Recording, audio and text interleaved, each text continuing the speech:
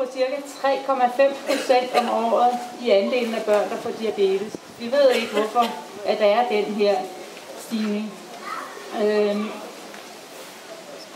Diabetes behandles jo med insulininjektioner, som vi hørte før, eller insulinpumpe. Men udover det, for at regulere insulinindtaget, skal der måles mange daglige blodsukker. Børn i Danmark måler mellem 8 og 10 gange om dagen, og nogle mange flere. Det betyder, at barnet ofte skal afbrydes mange gange. Der er en sensor rigtig god at have, for den er der hele tiden, og den giver dig signal om, at du skal skrue op og ned.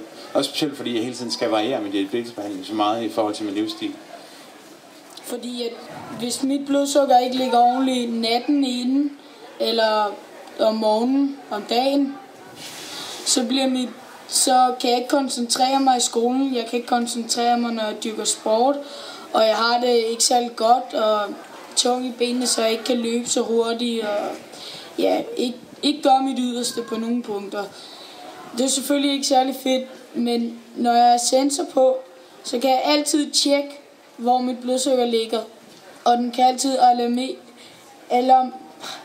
den kan altid sende en alarm, når det er mit blodsukker, det er på vej nedad, og jeg er ved at få det dårligt, eller hvis blodsukker er på vej opad. Og specielt når det er lavt, er det svært at få det op igen, når det er kommet helt ned.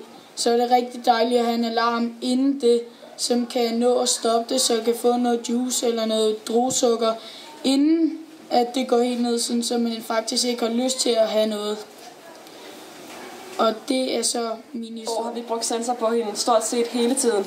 For når man er mor til et lille barn med diabetes, som ikke selv kan fortælle, når hun har det dårligt, og ikke selv kan mærke hendes lave blodsukker, så giver det en utrolig tryghed, at man kan få alarmer, når hun er på vej for lavt, og få alarmer, når hun er på vej for højt.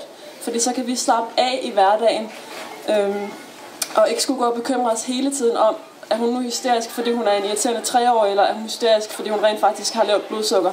Så det kan den gøre for os som forældre, at vi kan slappe af. Og for Alba gør det, at hun bliver forstyrret meget mindre af sin diabetes. Fordi at vi ikke skal forstyrre hendes leg. Hvis hun er i gang med en rigtig god leg på legepladsen, så skal vi ikke lige hen og stoppe hende for at måle hendes blodsukker.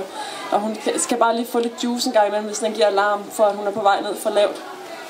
Så vi har fået en meget gladere pige ud af det. Hendes livskvalitet er virkelig blevet øget af, at hun har sensor på, fordi hun er bedre reguleret også. Vi har ikke så mange lave mere, vi har heller ikke så mange høje.